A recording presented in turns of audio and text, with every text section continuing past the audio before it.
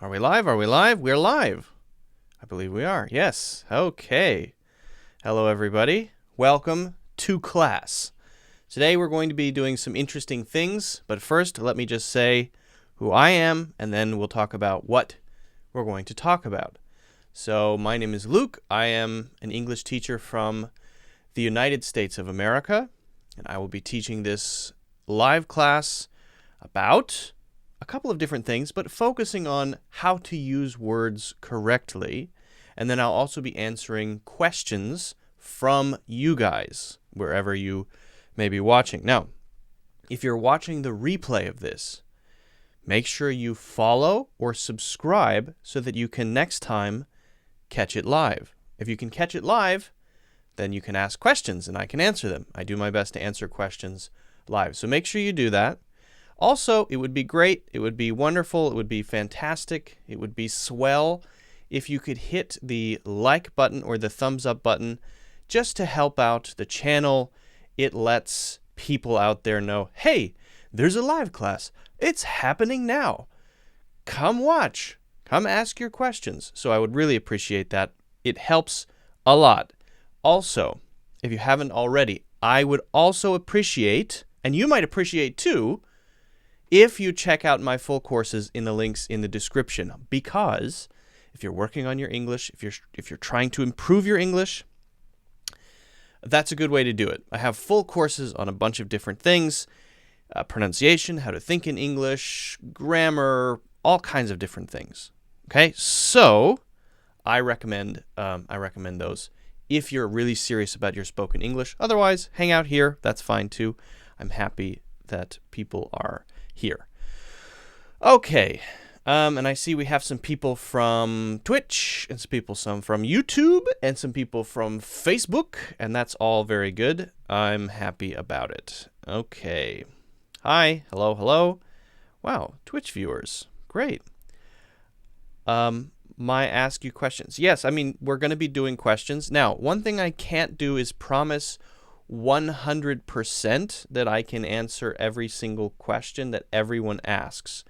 I will try to do that, but I can't promise it 100%, right? I do my best, but also I usually have maybe an hour, 20 minutes, an hour and a half for these. So we'll do what we can in this period of time, and I also have something I want to talk about today, all right?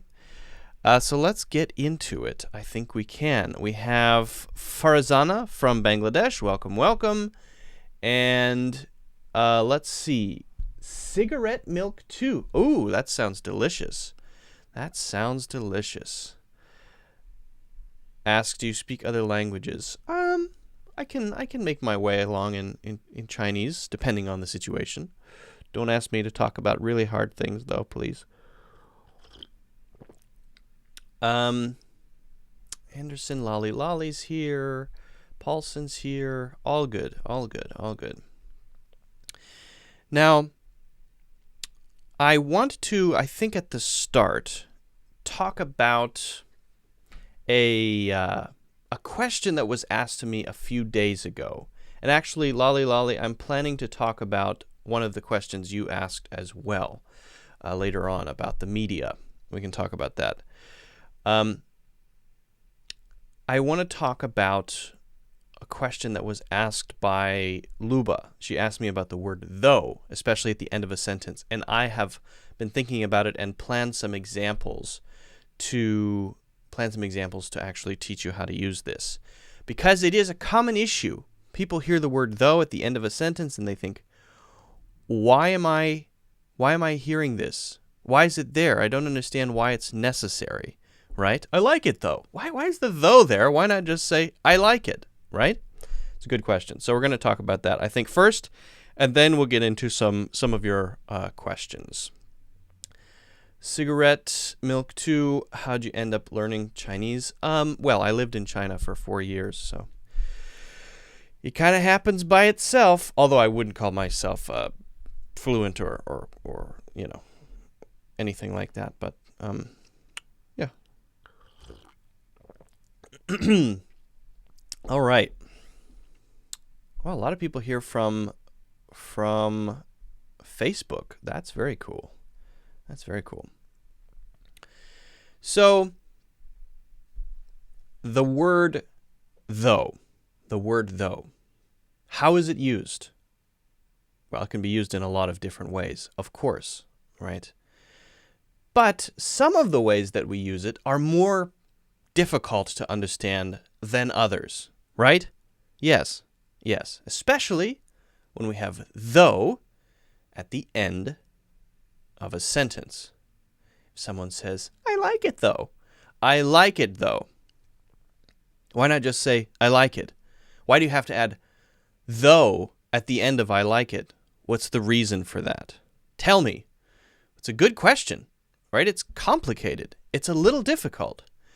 But I'm going to try to help you understand it. I'm going to first give you some examples of how we can use though in other situations to sort of get us used to the idea of though, right?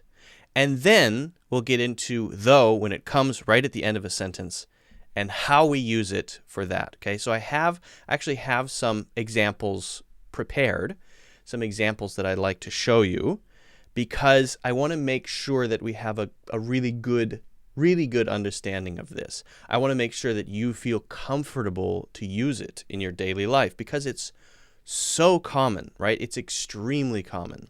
So why don't we start using though at the beginning of a sentence? When we use though at the beginning of a sentence, we're kind of using it like even though, although, or but, except we don't often put but at the beginning of a sentence, but we can imagine it's sort of the same function as but, the same basic function, right? Same basic function, except it's coming right at the beginning. But usually goes after maybe a comma in the middle of the sentence, and we'll talk about that too, okay? So let's try this. Let's try a couple of examples at the beginning of the sentence. Okay, so let me pop up my example here. Though she's only been learning English for a year, she has made amazing progress. Though she's only been learning English for a year. Though my kid still can't speak, I can tell he understands what I'm saying. Even though it's probably safe to go out, I'm still planning to wear a mask. All right. Now, let's look at these for a second. If we say, though my kid still can't speak, I have a little baby, he's 1, right?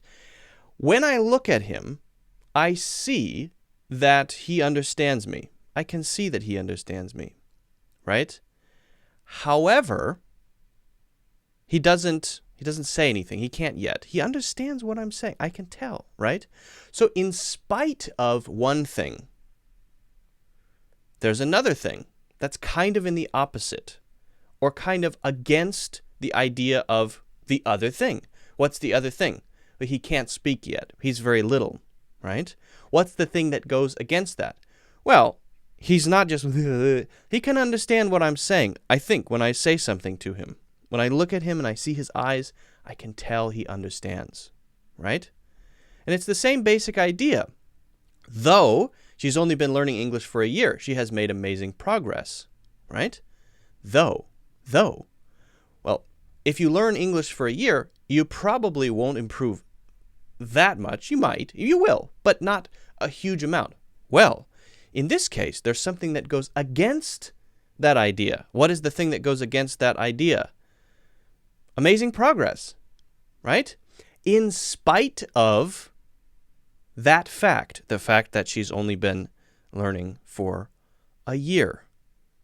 I hope that makes sense. Okay, now let's look at that last example.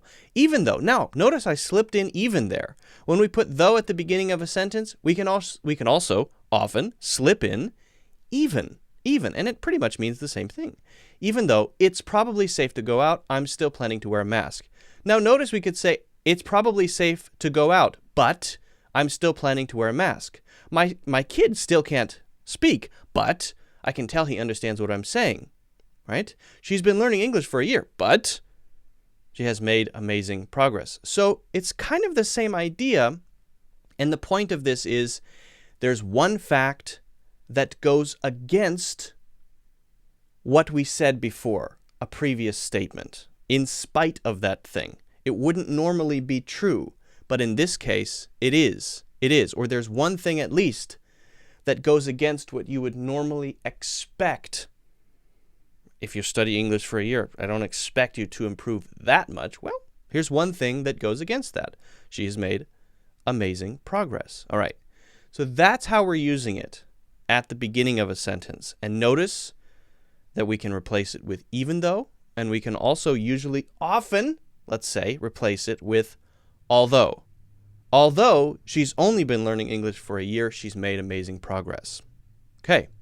Now let's look at how we can use though in the middle of a sentence. Now this is a little bit perhaps more complicated, but let's see, okay? Though in the middle. Now, it's very similar to but here. I just came back from Indonesia, but I didn't really enjoy it. I just came back from Indonesia, though I didn't really enjoy it. Okay? So normally you expect to enjoy a vacation. In this case, not. So this is a thing that goes against what I said before, right? Okay. I always read the newspaper, but I haven't yet today. I haven't read it yet today. I always read the newspaper, though I haven't yet today. Now, could we put although here? Although I haven't yet today. I haven't read it yet today. I always read the newspaper, though I haven't yet today. Although I haven't yet today, but I haven't yet today. Yes, yes, yes, yes, yes, yes. Okay? Now, you could even put even though there. In fact, it's a thing that goes against the thing I said before. The thing I said before, I always read the newspaper. You would expect then, because I always read it, that I would have already read it today, right? But here's the thing that goes against that. The thing that goes against it, or is in spite of it, is that today I have not yet done that. So that should be pretty easy to understand, right? That's the basic idea. I shouldn't go out, though sometimes I can't avoid it. I shouldn't go out, though sometimes I can't avoid it. I shouldn't go out, but sometimes I can't avoid it. I shouldn't go out, although sometimes I can't avoid it. Now here, I shouldn't go out, even though sometimes I can't avoid it. Probably not, okay? But it's the same basic idea. It's the same basic thing, okay? Pretty simple, I think, in the middle. Function of but, a thing going against another thing. Now, the other way we use it in the middle of the sentence, in the middle or about the middle, is to mean like. It means like that, right? So this is kind of a different thing. So this, don't let this confuse you. This is just a different way that we use it. Though, as, like. You're packing as though you won't be coming back. You look as though you've just been in a war zone. Save money as though a financial crisis is right around the corner. So what does this mean? As though. It means like. You pretend that, even if it's not true. Even if it isn't true, then I will still say this, right?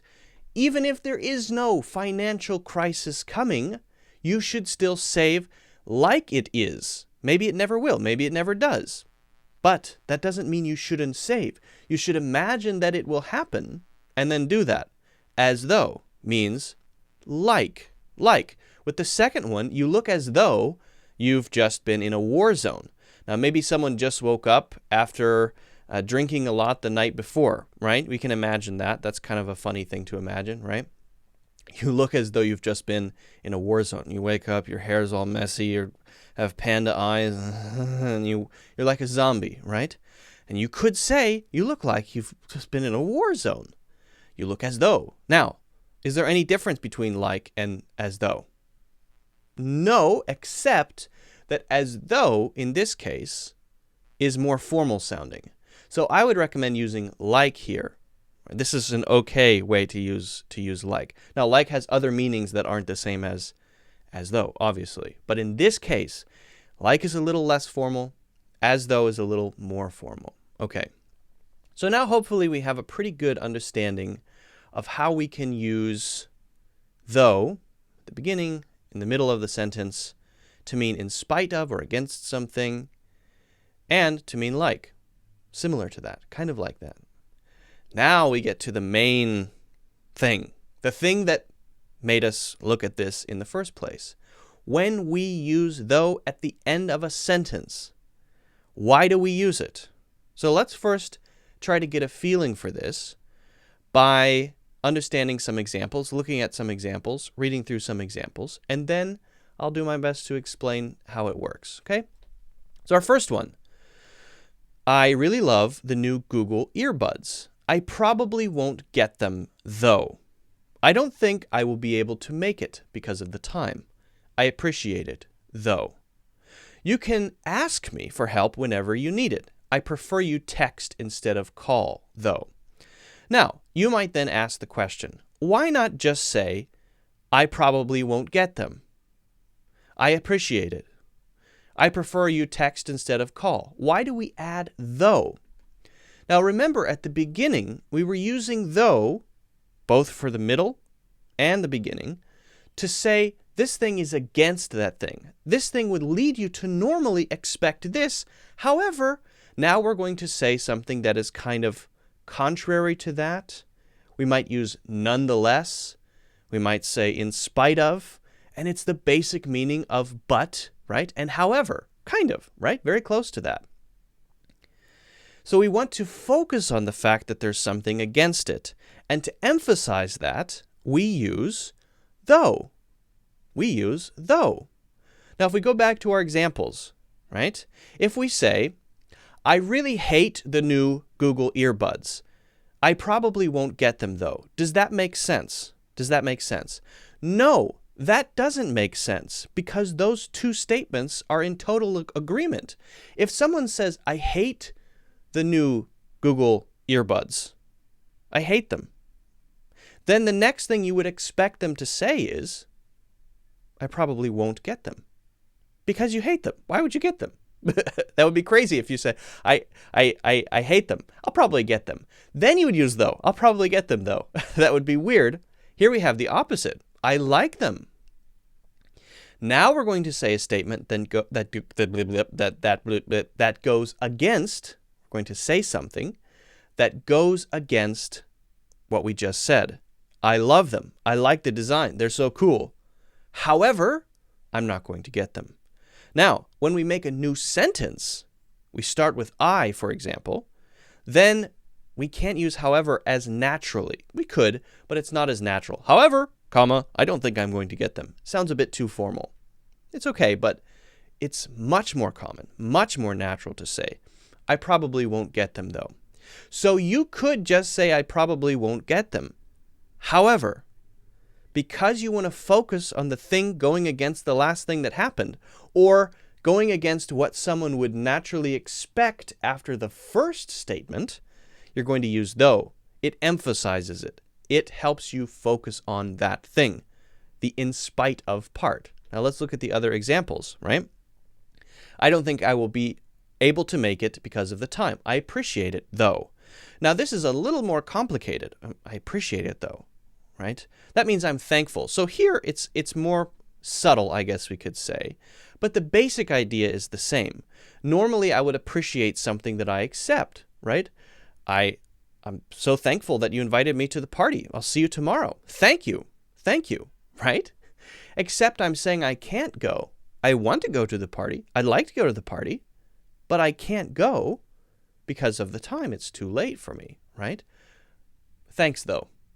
Thanks, though. I appreciate it, though. So here we're adding though because we want to show that we are grateful even though we've said no to something, right? So it's a little more complicated because it's just a thank you, because it's just an I appreciate it. But it is the same basic idea, okay? We're emphasizing that something is against what you would expect based on the previous thing that was said, okay? You can ask me for help whenever you need it. Now that suggests in any way, email, phone call, text message, whatever you want to do. Okay, but I have a condition. So I'm going to add something, a condition that goes against it, something that limits this thing that I said whenever you want. Feels like total freedom. So even though I'm not totally contradicting that, I am giving it a limit, right? So in a way, even though it's only a little bit, it is going kind of against the thing I said. I have a limitation. I don't want you to call me. I prefer if you text me, okay?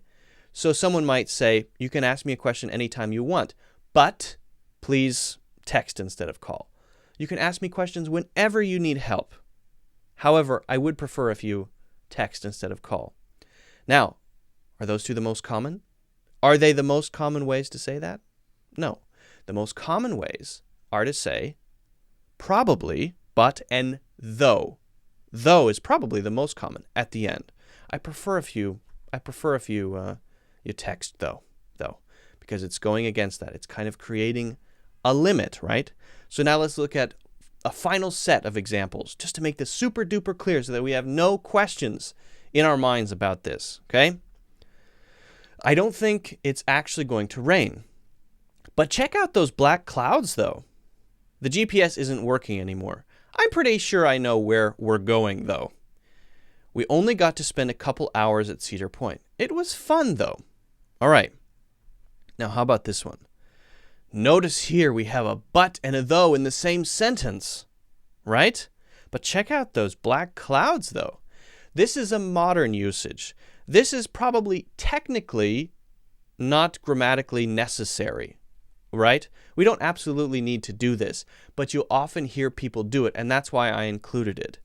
So you will often hear people put but though, even though we're doing the function of but with though, right? So I'm not necessarily encouraging you to do this, but I am saying many people say it. Many people use but and though in the same thing, in the same sentence rather. But when they put though at the end, it's still serving the same function.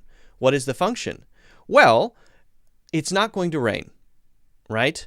So it's not going to rain should suggest that the clouds are white and puffy and the sky is blue and clear. Well, no. We're talking about black clouds, right? So it's not going to rain, but the clouds are black and boiling. So that's a thing that goes against the other thing that we said, right? In spite of it.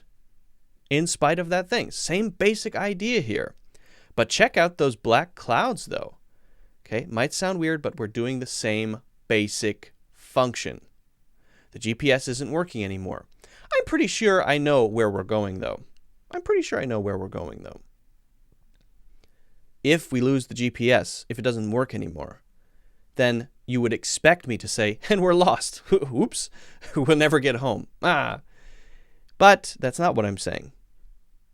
It might be true, it might not be true. I'm pretty sure I know where we're going, though. And I use though because I'm going against what you would expect me to say. The previous thing, I'm contradicting it, right? Same basic idea. Last example.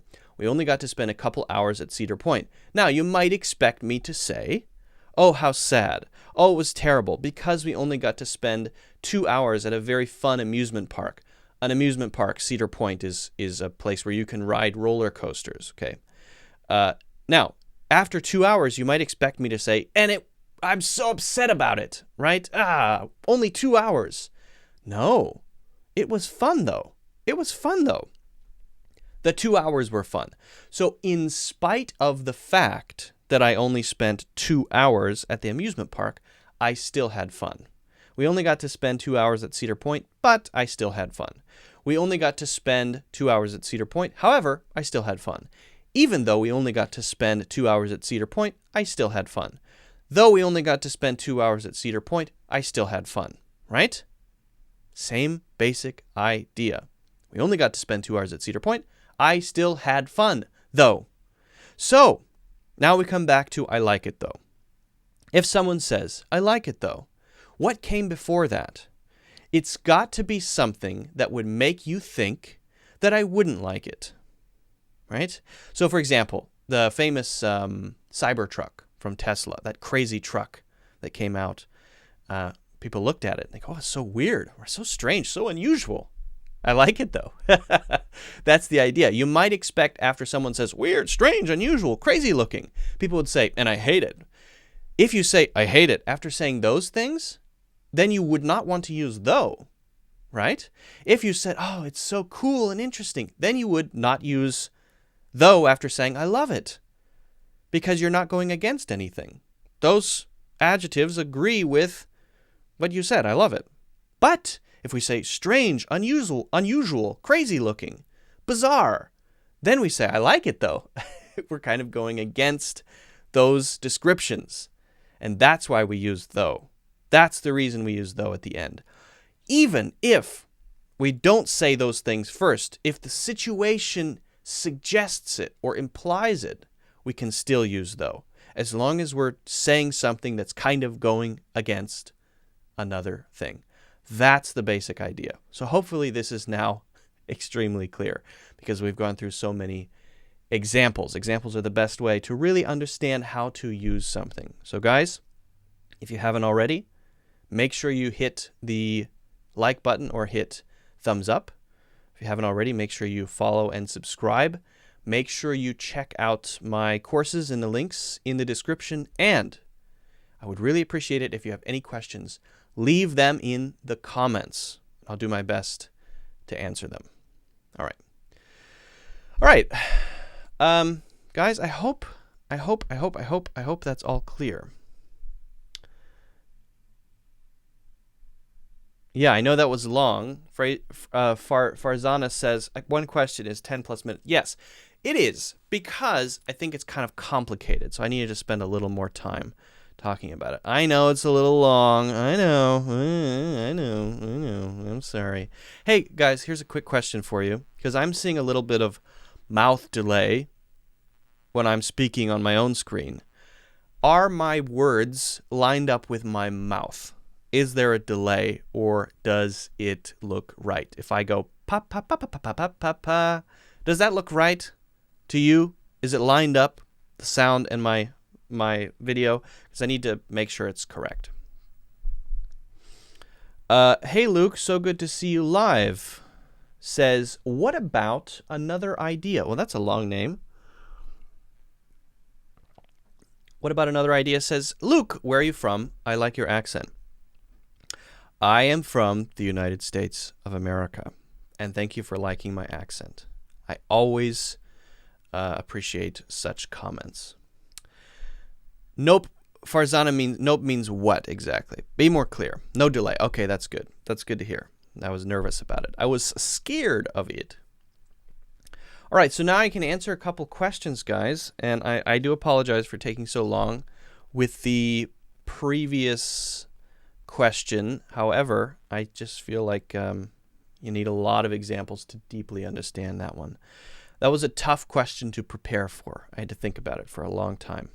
I went away into the jungle and I meditated for 2 days thinking about the word though. I came back and I understood everything. Yoon Young Lee says, I'm falling in love with your teaching. Well, thank you so much. I appreciate that. That's very nice of you. That's very nice. My counter that says how many people are watching, I think is all messed up. It says there's only one person watching. That doesn't seem right.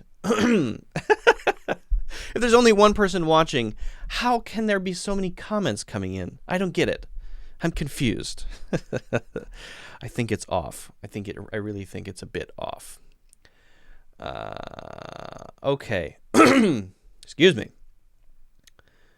Farzana has a question. Okay, well, I missed it. Can you repost it, please? Luba says, Luke, thank you so much for your explanation. You're welcome. Hi, I'm Matt from El Salvador. Hello, Matt. Welcome. Farzana says, I love your hair. Oh, thank you. I appreciate that. My wife cut my hair. She gave me a haircut. Although I am seeing a little bit of, it's kind of growing again back here, so I might need to cut it myself. It's tough to get a haircut when you're on lockdown, you know. Not easy to do. Not easy. Farzana, are you going to make me scroll up all the way? Can you just repost it? Is that doable? Because there's so many comments, I don't know exactly where it is.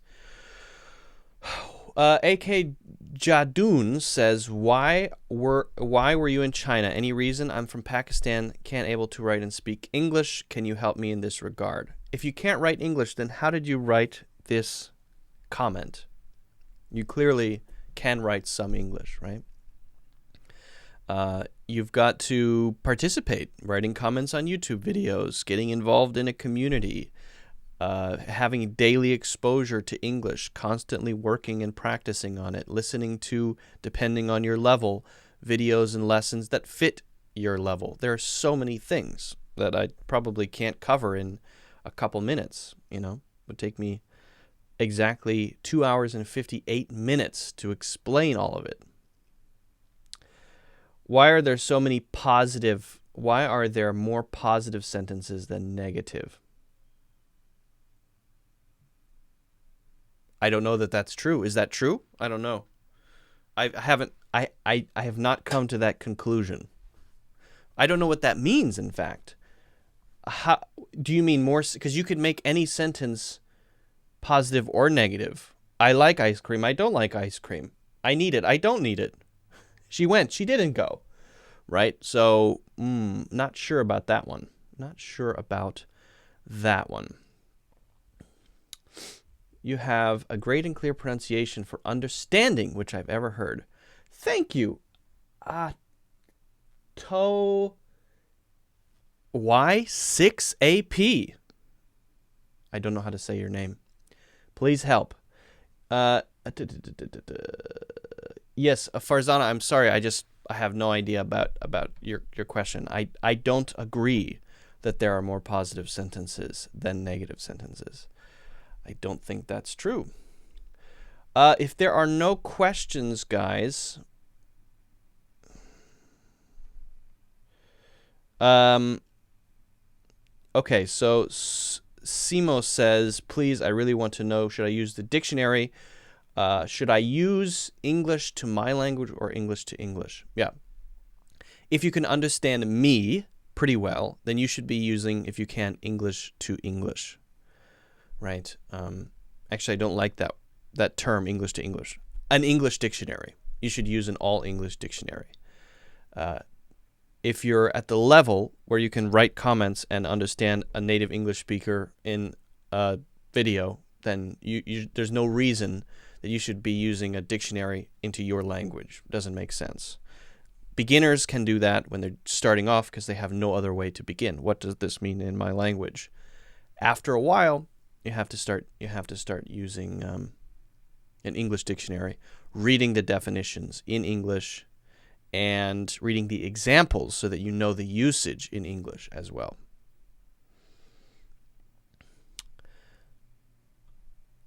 Lolly Lolly says, even though and even if, same meaning? It's a good question. So let's answer this one because I like this question. Lolly Lolly says, even though and even if, same meaning. Same meaning? Thanks. No, but very close in an interesting way. All right? So let's talk about the differences between even though and even if. Because if we understand the differences, we can understand exactly how to use them, right? Now, the basic idea is that something is going against another thing, in spite of another thing. It's the idea of though, right? The idea of though is one thing is going against another thing. However, when we say even if, we are in the land of the unreal. We're in the land of the hypothetical, the imagination, possibility. And even though is in the land of the real, of the thing that happened, the situation we're in, the reality. So a few examples, okay? Even though this costs $287, I'm going to buy it. I need it. All right, so let's talk what that means there. There's a product. It costs $87. That's how much it costs. Now, that is expensive. And I don't want to pay that much money. I don't want to spend that much of my money. But the reality is that's how much it costs. That's the cost of this item on Amazon or wherever. I can't change it. I can't change the price. I can't find it for cheaper. Okay? So in spite of this fact of reality, I'm going to buy it. Right? If it were very cheap, I wouldn't use even though. It only costs $30. I'm going to get it. In spite of the fact, even though it costs, even though it costs 200,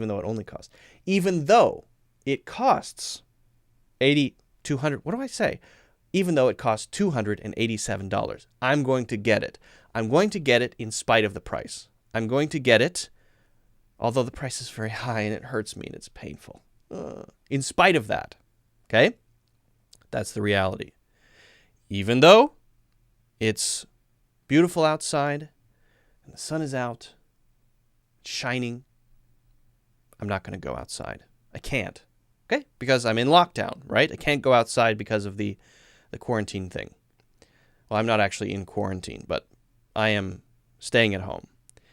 So, in spite of the weather, even though the weather is bad, that's the reality. That's the situation that's happening. I will not leave my home. Normally, if the weather is good, I will go outside. I will go for a walk. I will get some ice cream. I'm not going to do it, though, for other reasons. So it's in spite of that. Okay? Normally, you would expect me to do it. So those are the even though situations. They're real. The price is $287. It is sunny outside. The only difference between that and even if is that even if is in our imagination. We're imagining what we would or wouldn't do if that were true. Even if it's really sunny tomorrow, I'm not going to go out. Even if it costs $1,000, I'll buy it. I have to have it. I need it. Okay? Now, this is interesting because this allows us to explore possibilities better. It's $287. That's the actual cost. Then we can only say what we're going to do with this cost. Cost $287? That's the reality. I'm going to buy it. But if we say, even if the price of this were, now notice I use were there because it's not real. We use were when we're talking about unreal things.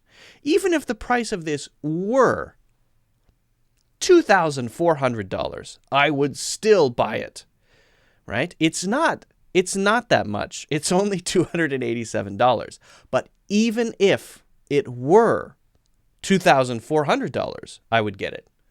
I wouldn't hesitate because I need it. So we can explore the possibility. Now, we might have a limit. If it were $3,000, I wouldn't. That's too much. That's over my limit. But notice for that one, I didn't use the word even. Why not? Because I'm using if to explore the possibility, but my action agrees with that. If it costs $3,000, that's too much. That's a lot of money. I won't buy it. So those two things agree. Even if it costs $2,400, that's still a lot of money. I will buy it. That goes against what you would expect because the price is so high, right? It's going against it in spite of it. But we have much more freedom when we're using if. We can say whatever we want, right? Even if I'm half asleep and sick and not feeling 100% and I haven't had my coffee, even if all of those things are true, I will still do a live class. Now, that's actually not true. But I probably won't. I'll probably just sleep. But that's the idea, right? I could say no matter what happens. Now, those things are not true. If it were true, and I were feeling tired and hadn't had my coffee and I was sick, I'd say, even though I'm feeling blah, blah, blah, blah, blah, I'm going to do my live class. That's the reality. Even if I feel that way, I don't. I feel fine. But if I did, I would still do the live class. That's the idea. So hopefully that's clear. Lolly Lolly, very good question. Thanks for asking. Guys, again, if you haven't hit the like button or the thumbs up button already, I would appreciate it if you would. Also, please follow and subscribe so that you can see future videos, and make sure you check out my courses in the links in the description. All right. Just sit and memorize. Let's see. I feel like we've talked about even a lot. So Already Udemy course holder. Oh, cool. German Lopez, thanks a billion. One of my Udemy course students. Amazing. You're welcome, Lolly Lolly. You're welcome. I'm just scrolling up to see if I missed any good questions here.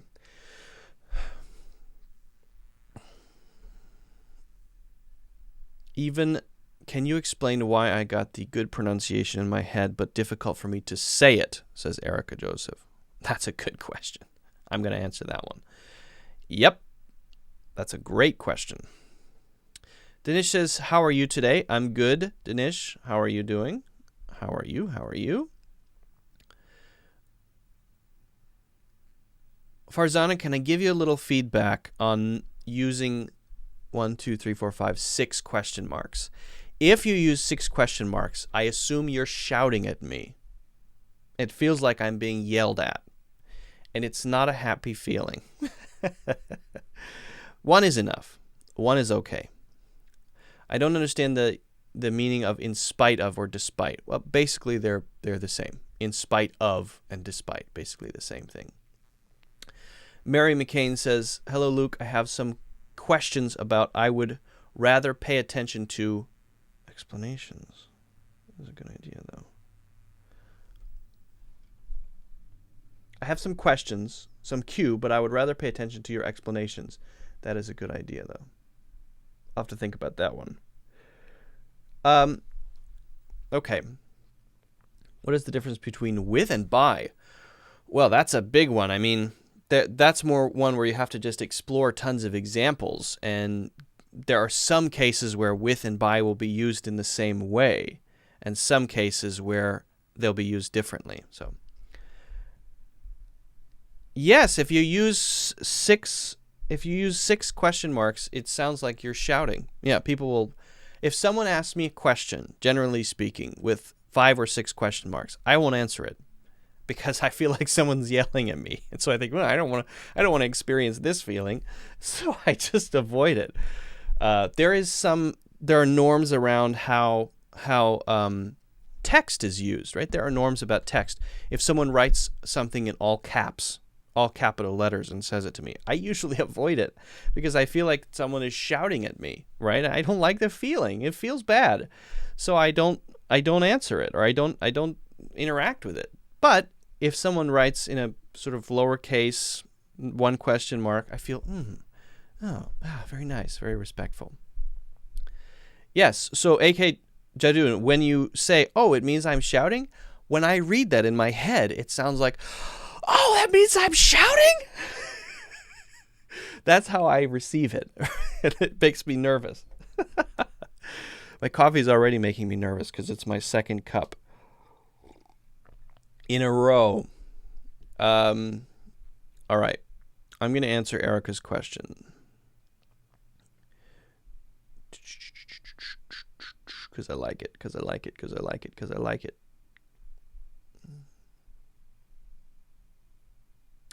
I wanted the attention. I don't use text. I am a kid. Farzana, what better time to learn a lesson about social norms? You're a kid? Now you know. Thank goodness you learned it before adulthood, right? Okay. So Erica Joseph says, can you explain to me why I got the good pronunciation in my mind, but it is difficult for me to say? Now, there are a couple of things to understand about why this is, okay? It's great that you can hear it in your head. That's fantastic. That means you're on your way toward the first part of this. And the first part of this is awareness of different sounds, right?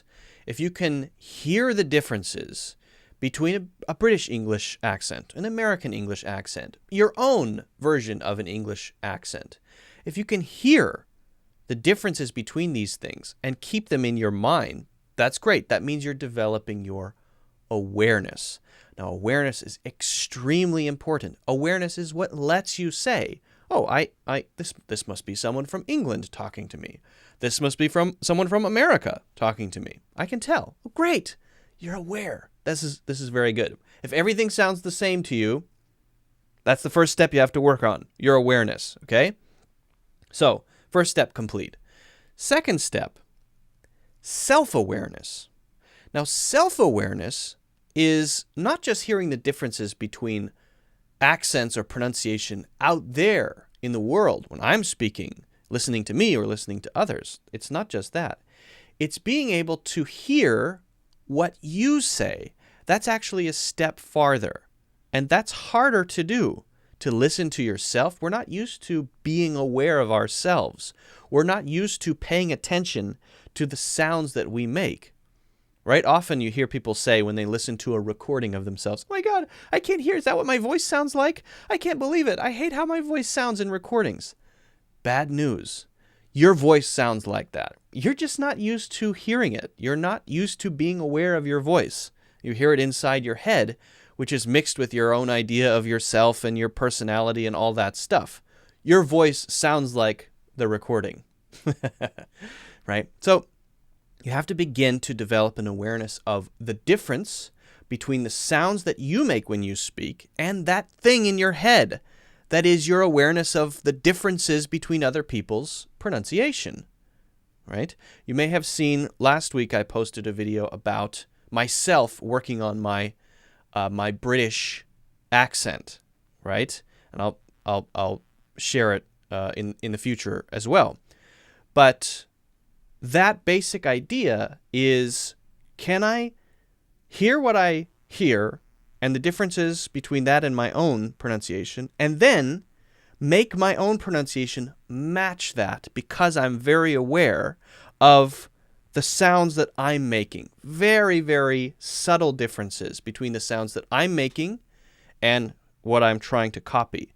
That technique is called shadowing, where you actually listen to a little clip of sound and maybe it's only 15 seconds long, and you just try to imitate it again and again, listening carefully to it and your own sound, listening to yourself. That's the self-awareness part, okay? Now, the other part of this is knowing which mouth positions to make, to change your mouth in a way so that you can make those sounds. And that's really hard for a lot of people, but you have to know that different languages use different mouth positions, and that's just a fact. These sounds that come from different languages, they're called phonemes. English, the English language, has 44 phonemes.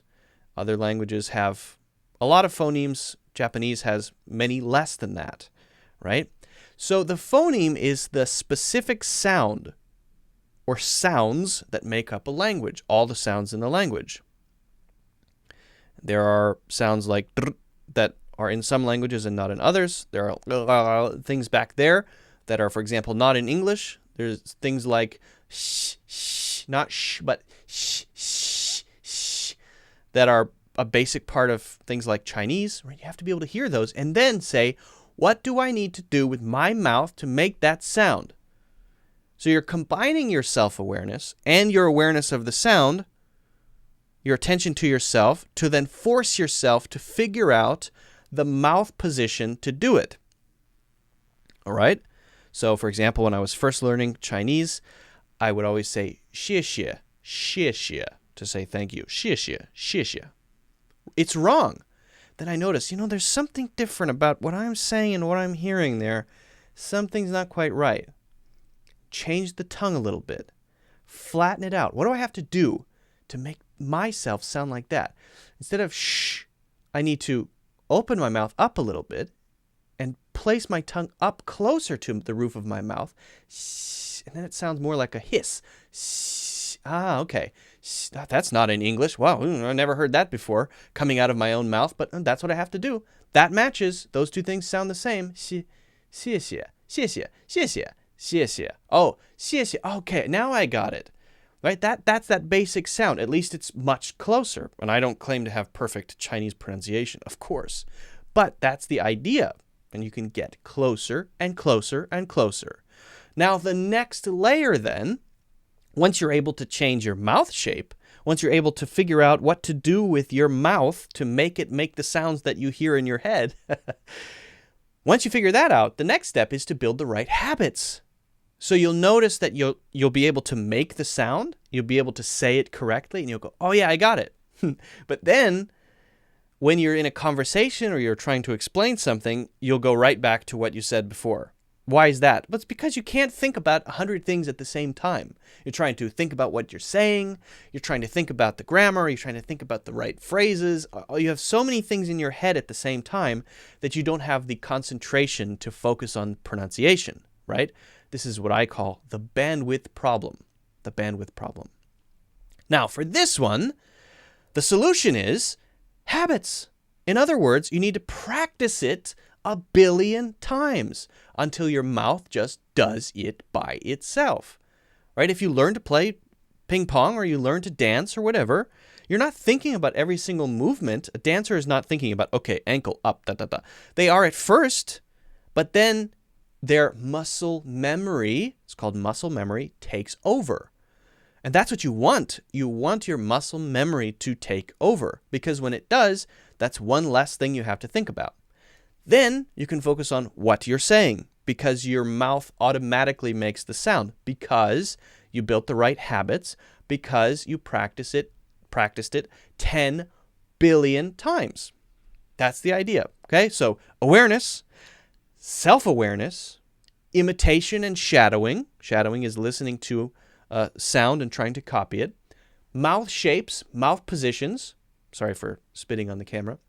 Mouth shapes, mouth positions to make the right phonemes or mouth sounds. Then habits by repetition, muscle memory, and then you're good to go. That's how it works. So hopefully that's clear. Hopefully I answered your question. It is a very good question, Erica. Thank you so much. Now, if you haven't already, guys, I would appreciate if you could hit the thumbs up button or the like button. Also, if you want to see future videos, live classes, make sure you subscribe or follow, and also check out my courses in the links in the description. Okay. Great question. Great question. Great question.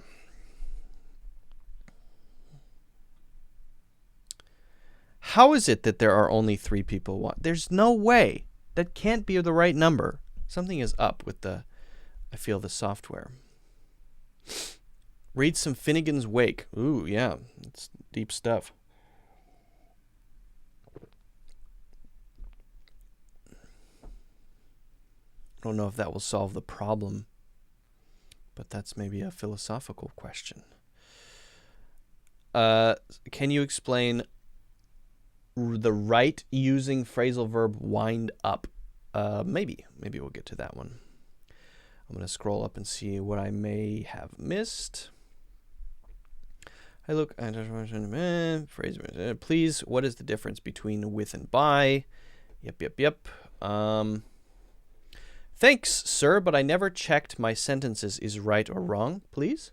But you never checked my sentences is right or wrong, please. That's because I'm an English teacher, not an editor.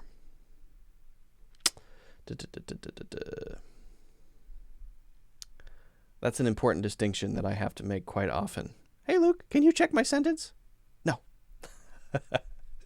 Check it yourself or hire an editor.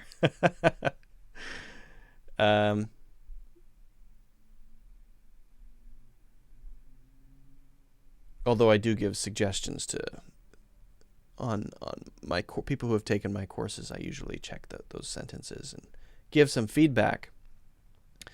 I couldn't understand. She daren't talk to her husband. Daredn't. No, daredn't is not a word. Daren't, I think, is an old word.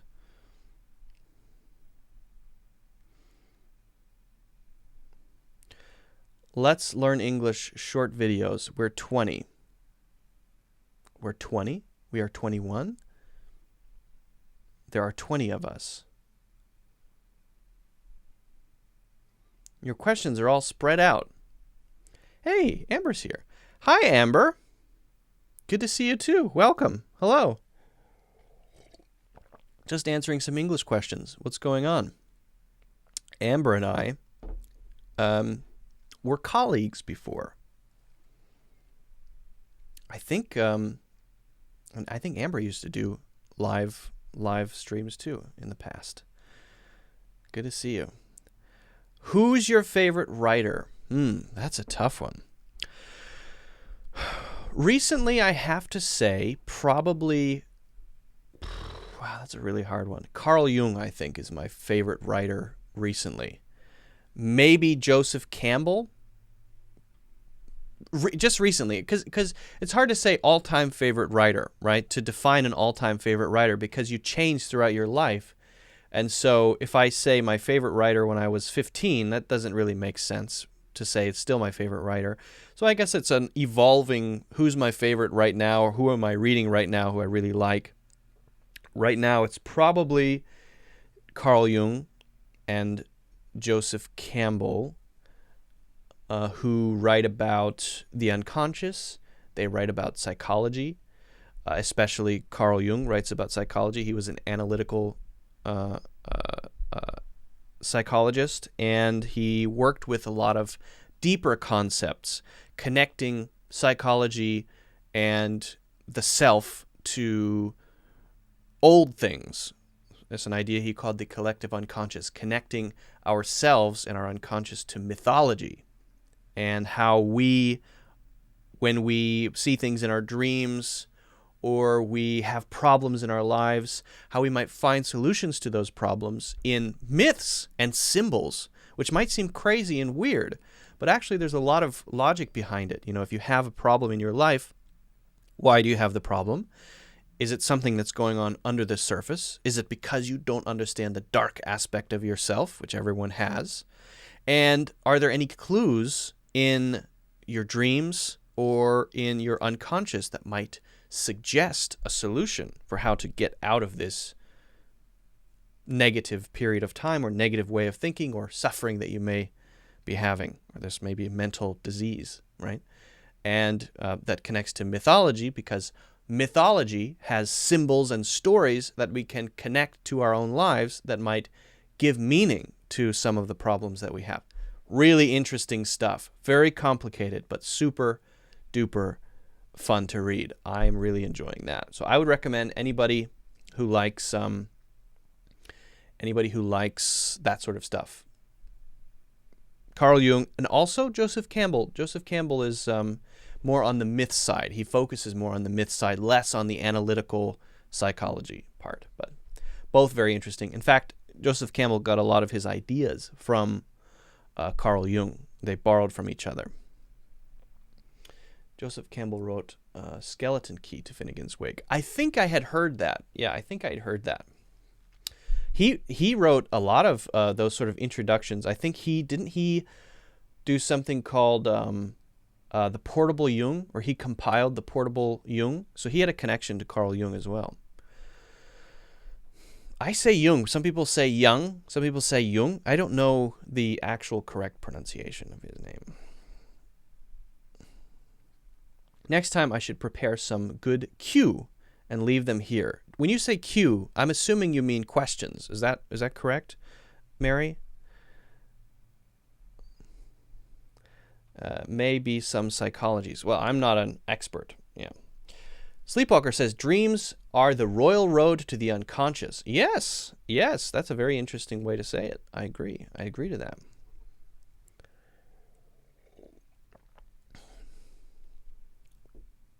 Hamza, there's something off with my counter. My counter says that there's one person watching this stream. One person. I know for a fact that's not true. What is going on with my counter? The English language is similar to the Romanian language. So it's interesting that you should mention Romanian. I've been actually learning a bit more about Romanian recently. I didn't realize that Romanian was part of the family of languages that came out of Latin. So basically, the Roman Empire. There's an interesting history of languages, and I don't know everything about it. But if you, just to pop this up for a second, if you're interested in the history of languages and how languages develop, there is a really interesting course on the great courses. It's also on Audible. It's called The Story of Human Language, and I would recommend it. It's amazing. I think it's about 18 hours of lectures. Really well-spoken professor. I've listened to it twice, maybe 3 times. It's really, really good. And it covers how languages change, the variety of languages across time in human culture, the structures of grammar in not a super complicated and difficult to understand way, but really a great course that I would strongly recommend. Now, I learned recently a little bit more about Romanian because I have a friend who has learned some Romanian, and I didn't realize before that actually it is one of the languages that popped out of the Roman Empire and is considered a Romance language. I believe it's Spanish and Portuguese and French and Italian and Romanian, and I believe that's it. I could be wrong. So basically, the Roman Empire was huge, and then it came under attack and it was going through some difficulties and it started to shrink. So the Romans, for example, went as far as England, right? The British Isles, and had conquered that territory and built roads and stuff. And then as they began to contract, the roads were still there and people began to sort of build on top of that. And that is the story of the development of the civilization, we could say, of England. Now there's a history before that too, but there's a connection between Rome and the Roman Empire and England. Now there's also a connection between the languages, I'm sure most of you know this, of much of Europe and the Roman Empire as well. So the Roman Empire expanded, they started to contract, and as they contracted, these places that had been part of the Roman Empire became their own cultures. They developed on their own. They were separate in a way, from the empire itself, because the empire didn't have the resources to stay in touch, right? To constantly send people back and forth to maintain the empire. And so you had these what are called colloquial languages that began to develop on their own. And over time, they began to get more and more different until eventually they could be different enough to be called a language in itself. Now, that line is not super clear, right? It involves a lot of things. It involves the way that written languages evolve and change over time. It involves the way that dialects change over time, right? We don't say that, for example, New Yorkers and people in California speak 2 different languages. They speak a little bit differently, but it's not different enough to create a line between it and say, ha, new language. Now, it gets more tricky when you have something like Cantonese and Mandarin, because the way of speaking is super different, very, very different. But the characters are shared, although the style of the characters is different. In Cantonese, they use a style of writing that is what's called traditional and then simplified for Mandarin. But we still say both of those are Chinese. But then within Chinese, you can say Cantonese and Mandarin. So where's the line exactly? Is it a language, or are those 2 dialects, or they're still close enough so that people call them both Chinese? But I'm sure that eventually they'll just stop doing that and say, okay, that we have 2 languages, right?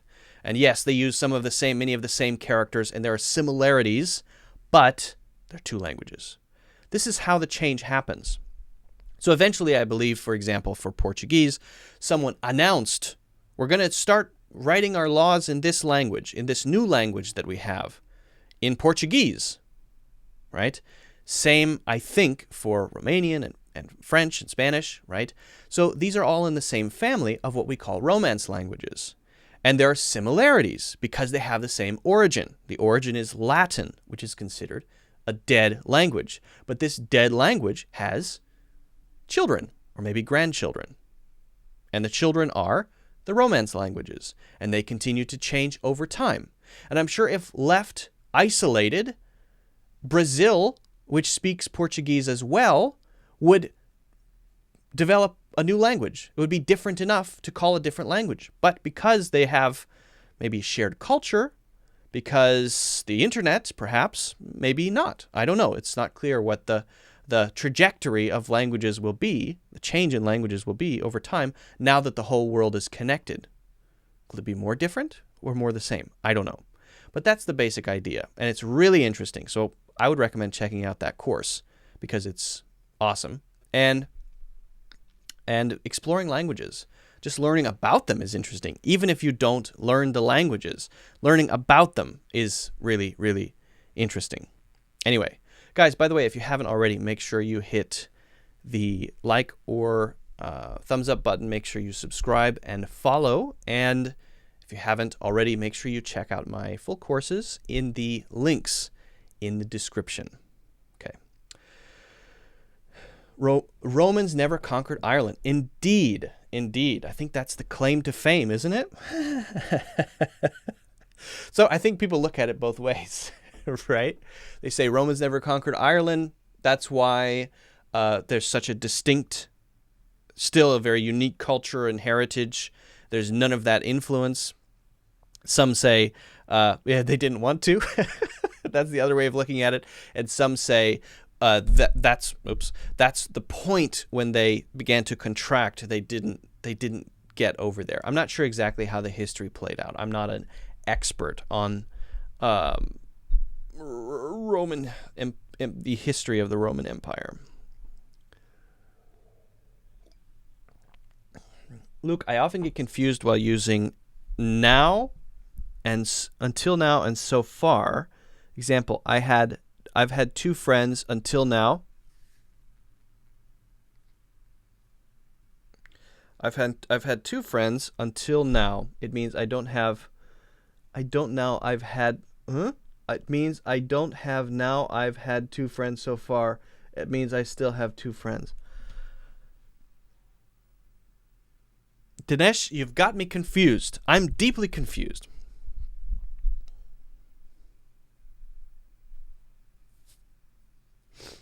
They knew better. Yeah. Yeah. Maybe so. I have no idea. Sir, you have a YouTube channel? Yes, actually. So actually this live class that you're watching is streaming on YouTube and also on Facebook and also on Periscope and also on Twitch, I think. Although who knows if anyone's watching on Twitch. I just started the channel, so looks like we have one person watching. Yeah. Periscope doesn't tell me who's watching. And LinkedIn, not yet. LinkedIn is crazy. So I like LinkedIn, but they have weird processes. If someone wants to do a live stream to their page on LinkedIn, you have to do this crazy email process, and they look at it and then they decide. They need to decide if you can stream there or not, and they say it takes weeks to decide. Just let people stream to your LinkedIn channel. What's wrong with that? Yes, Nick, I know you're on Periscope. I can see where everyone is from. I'm using something called Restream.io, and it's a service that basically distributes a stream to different places, and then I'm using another software to actually do the video and put everything together, and that one displays all of the comments and says, luckily, where the comments come from. So for example, that's what I see on your end, Nick. It looks like that.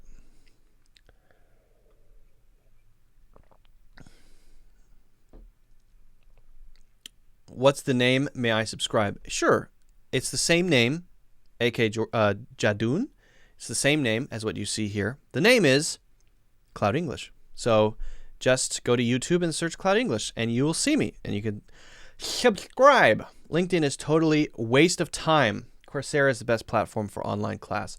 Well, you might say that. I mean, Coursera is for university classes. If you want to take university classes, Coursera is good. And also, actually, the great courses, which I take a lot of great courses, and I really like them. The one that I mentioned before is from the great courses, and those are both really good. Now, if you want to learn more kinds of things, a huge variety of stuff, Udemy is a good choice. Udemy has tons of courses on all kinds of things. I have 11 courses on Udemy. Skillshare is okay. I'm not a huge fan of their user interface, and the class experience is, I find it a little weird, but they're okay as well. Cindy Lou Whom. That's a funny name. Sort of a play on Cindy Lou Who, right, from Whoville. Are you an English professor? I wouldn't call myself a professor, no. No, I'm not an English professor. I'm not an English professor, for sure. What does pop off and pop out mean? For nowhere means. I don't know what the for nowhere part means, but pop off and pop out, that's pretty simple. If you have a bottle and it's on, the cap is on top of it, then when it does that, it pops off. Pop it off. If something is inside of something and then it comes out of it in that way, suddenly, dramatically, then it pops out, right? So if you do that, you pop your eye out, right? If you have a thing on your head and you go, then it pops off, out. If something is on, it pops off. If something is in, it pops out. That's the difference. Very simple there. I like LibreVox. I have not heard of that. Why Cloud English? So I actually started it in 2014, and the basic idea was, at that time, fairly new, a place for people to learn English on the internet. The internet is called the cloud, right? So I called it Cloud English. It's supposed to remind people of the internet. Now, I know that everybody learns things online now, but at that time, in 2014, it was kind of a new idea. Ooh, learning online. Wow, learning English online? Oh. So that was my thinking. Sarah, may I ask you about your last degree education? Your last degree. Your last degree. That suggests I'm confused. I'm a little confused. End of the drink. Pop out of nowhere is what they meant. Ah, okay. Maybe so. Yeah. Cindy Lou Whom. I love that name. That's such a great name. I think that would be someone hiding in a place, maybe in a closet, right? And someone's walking by and the other person pops out. Out of nowhere would be maybe I didn't have any expectation of seeing anybody, so it emphasizes the fact that I wasn't expecting anything. Maybe. That's just a guess. I would need to know more about the context. But yeah, you could be right. Cindy Lou Whom. How do you do that sound? You put your bottom lip against your teeth like that. And then you create suction. If you can do that. Like that. And then you just do it much stronger. You really suck your bottom lip against your teeth and then make a popping sound. Can I? Yes, a little bit. Have you ever heard of Robert Anton Wilson? That's familiar. Let me search that. Robert. Now I'm going to answer a question from Lolly Lolly next that she asked me a long time ago that I didn't answer. I don't know if Lolly Lolly's still here, but I'm going to answer that. Robert Anton Wilson. Who is that? Very familiar. Very familiar. Robert Anton Wilson was an American author, novelist, essayist, editor, playwright, poet, futurist, and self-described agnostic mystic. Hey, that's like me. I'm an agnostic mystic. Recognized by Discordanism as an episcopos, pope, and saint. Wilson published. Well, this guy seems very interesting. I'll have to check him out. Thank you for recommending. I will check this dude out. All right, so I am going to That's quite a description on Wikipedia there. Quite a description. I'm going to talk about... Oh, Lolly Lolly's still here. So, a long time ago, Lolly Lolly asked me a question. I think a lot of people wonder about this, so I'll just try to talk about it in a fair way, just because it was asked. This is not really an English question necessarily, but more like an American culture question. So, in the United States, we have a spectrum of political opinion, political views. A spectrum means a wide range. And we use right and left to talk about that spectrum. Right, people on the right of the political spectrum are often called conservatives, and people on the left of the political spectrum are called liberals, or they have a liberal way of thinking. Liberals, conservatives, left, right. Sometimes the people on the left are called progressives as well, but usually that's far to the left. Okay? Now, if you're in the middle, sometimes you think things on the right are correct, sometimes you think things on the left are correct, you might be called a centrist. Okay, so there's a political spectrum. We have different names for where you are on the political the spectrum. You're in the middle, centrist, conservative on the right, liberal on the left. Now, there's also different variations of it, because you might be socially liberal and economically conservative. So you have to think about that too. Socially liberal means maybe you support equal rights for everybody and the right of a woman to choose on the issue of abortion. Economically conservative might be that you want to try to pay off all debt, and you think that top-down economics is a great idea, and that you should give tax breaks to the bigger companies and the wealthier people because it will make them give more opportunities to more people because they don't have to pay so many taxes, and the government should be smaller. There are many things here, right? But the basic idea is that there are ideas socially and ideas economically on the left, on the liberal side. There are ideas socially and economically on the right. That's on the conservative side. And you could be socially conservative and economically liberal. You could be. Okay? Generally speaking, people choose a label for themselves and say what they are, whatever it may be. Now, I think the interesting question that most people wonder about when it comes to America is the media. What do we mean when we say media? Well, generally we're talking about news organizations, right? Companies that show you the news, companies that give news, companies that talk about news, but also commentary. So there's a news broadcast which tells you what's going on, and then there are political commentary shows on the same networks that talk about, discuss what's going on. Rather than just saying, here's the news, they say, let's get 6 people together on a panel and we'll discuss what's happening. Now, generally speaking, it's regarded in America that the media is mostly on the liberal side. Okay? So, if you have CNN and MSNBC and CBS, a lot of these media, large media companies, which are owned by larger companies, are on the left side, and they generally have a bias toward liberal ideas.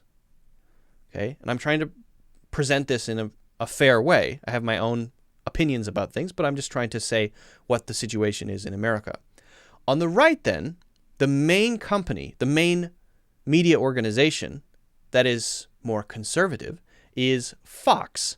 And it's sort of regarded as Fox being alone on the right, mostly. There are others, of course, but generally speaking, of the big ones, MSNBC and CNN and Fox, it's Fox versus everyone else. They're all here on the left, and then Fox is over here on the right, conservative, right? And so you have different people who watch different things. Now, it's actually a little more complicated than this because these companies, all of them, are owned by bigger companies, right? Huge corporations own these companies. And so then the more interesting question is, are they saying things or not saying things on the right or the left because they're owned by this company? And is this company telling them, okay, you can talk about this, but don't talk about that? So now there's a popular sort of movement of smaller political commentators, news commentators, for example, on YouTube, that are becoming more and more popular because people feel like, not everybody, but many people feel like there is a corporate media, which is both the left and the right. So people say corporate media, meaning these large media companies that are owned by much larger companies. People say, okay, well, they're not going to give you the full picture because they're owned by these huge companies, right?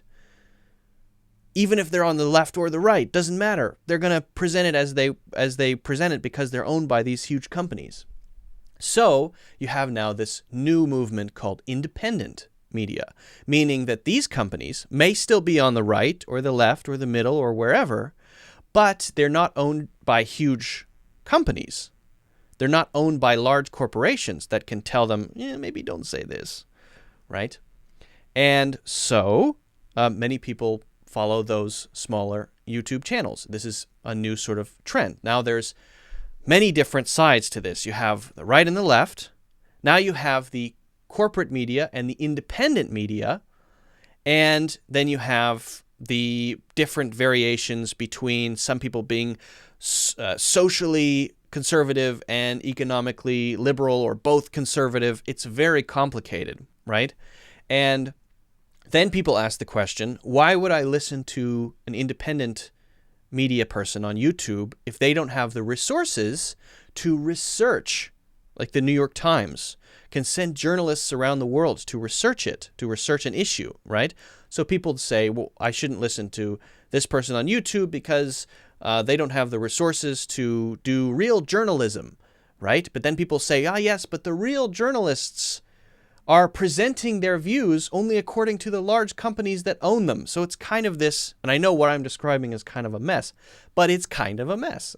So that's the best I can do in trying to explain the media, journalism, political opinion spectrum in the United States. That's as close as I can get. Hopefully that makes it clear for any of you who still have questions. I'll do my best to answer. Leave your questions in the comments. I'll try my best. It's a very complicated story. I can only describe it as sort of as I see it or as it looks. It's extremely complicated. If you haven't already, make sure you hit the like button or thumbs up. Make sure you subscribe or follow. And also check out my full courses in the links in the description. Okay. Yeah, that's the best I can do. I mean, it's tough. Do you take drunk English? I don't know what that means. Do I drink and do English classes? That's a good idea. I probably should start doing that. I should start. It's a genius idea.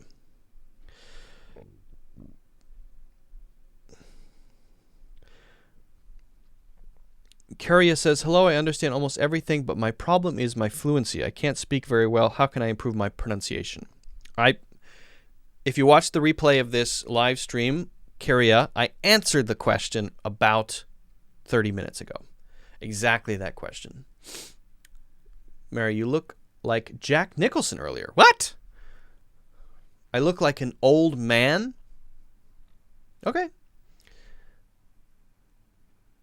Nick, stay safe. Thank you, Nick. I appreciate it. Well done, sir. I appreciate you. Sure thing. Yeah.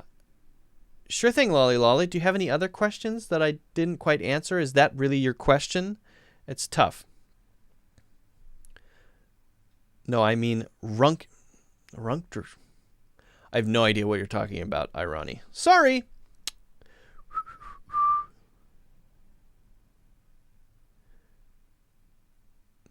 Irony, I don't understand anything you're saying, and so I can't answer any of your questions because I understand nothing that you're saying. Cindy Luhum, what's your stance on the Oxford comma? Dang, that's a great question. Wow. This is such a good question. Thank you so much. All right, so the Oxford comma. Cindy Lou Whom says, what's your stance on the Oxford comma? What is the Oxford comma? That's the first question. You know how when you make a list of 3 or more things, then you have an and before the last thing? Sometimes you see a comma and sometimes you don't. Have you ever noticed that? Right? I bought a new phone, a new pair of shoes, and a hat. I bought a new phone, a new pair of shoes, and a hat. I bought a new phone, comma, a new pair of shoes, comma, and a hat. Or I bought a new phone, comma, a new pair of shoes, no comma, and a hat. Should we have it or not? Now, I used to be of the opinion that it's fine not to have it. You don't need to have it. And in fact, you don't. This comma that's there before the and is called the Oxford comma. Okay? It's called the Oxford comma. Recently, well, let's say in the last 2 years, I've started using Grammarly. It's a free service for checking your grammar when you write something, just to make sure you haven't made any typos or mistakes. I often use it, and I would recommend it to anybody because it's a great way to say, oh, I'm typo there, fix this small grammar issue here. Everybody makes mistakes. I certainly do as well. Now, I used to not do the Oxford comma, and I used to say, who needs the Oxford comma? That last before the and, the comma before the and, right? I just didn't have it because I thought the and is there to let people know that this is the last thing in my list, right? If you have more things in the list, each one has to have a comma, right? Basketball shoes, a hat, a penguin, 700 bananas, and then the only optional one is the final comma, to have it or not. If you put it there, it's the Oxford comma. If you take it out, you're removing the Oxford comma. Grammarly always corrected me because the people at Grammarly, I guess, decided that the Oxford comma is the best way, right? And so now I've been kind of trained into using the Oxford comma. So because I started using Grammarly, Grammarly has decided that the Oxford comma is the best way to write. I use the Oxford comma now because they always say, hey, you forgot the Oxford comma. So I put it there. Now when I say the last thing, and, comma, 600 penguins, okay, I use it. But if you don't use it, it's okay. You don't have to use it. If you don't use it, nobody can say, you can't use it. But if you use it, Grammarly will say, nice job. So that's it. You don't have to use it. You can use it. I've started using it. I didn't used to use it. It's up to you. It's your choice. It's your choice. Good question. Cindy Lou Whom, what about you? What's your stance on the Oxford comma? And how are you seeing Ironi's comments if he's on Twitch? Oh, you're on Twitch too. Okay. I thought you were on Periscope. Did that answer your question? Actually, no. You can't tell me I didn't answer your question. I did, because it's just my opinion. What is your stance on the Oxford comma? That's my question to you. If you write your note, it will be good for hours. You're for it. Hey, why not? Why not do the Oxford comma? Grammarly is training me to use it, so I'm kind of in the habit now. All right, guys. Well, my coffee's gone, and that means that I can't function anymore. I can't answer any questions because I can't think straight because I don't have any more coffee, right? I'm like a machine that needs coffee in order to function. And if it's not there anymore, I can't function. So I think we're going to have to call it a day, friends, neighbors. Yes, Grammarly Pro Writing, Google makes us put a comma. Yeah, it does. It does. All right, guys. Well, thank you so much for all your questions. If I didn't get to yours, I apologize. There are a lot of questions. We have limited time. Join next time. We'll be doing another live class this week for sure. I can't promise which day, but it's going to be this week. So make sure you follow and subscribe so that you can see when it's going on. Yeah. And also, I would appreciate deeply, sincerely, if you could hit that like button. to support the channel, that would be great. And again, Cindy Lou says, I am for it because not using it messed up Medicare reimbursement. What? That needs explanation. That's like saying an Oxford comma caused the Columbia disaster. Crazy. Guys, so thanks so much. Again, if you haven't already, make sure you check out my courses in the links in the description. Join next time. Follow, subscribe, like button. Great questions. Save your questions that didn't get answered for the next one, and I will see you guys later. Bye.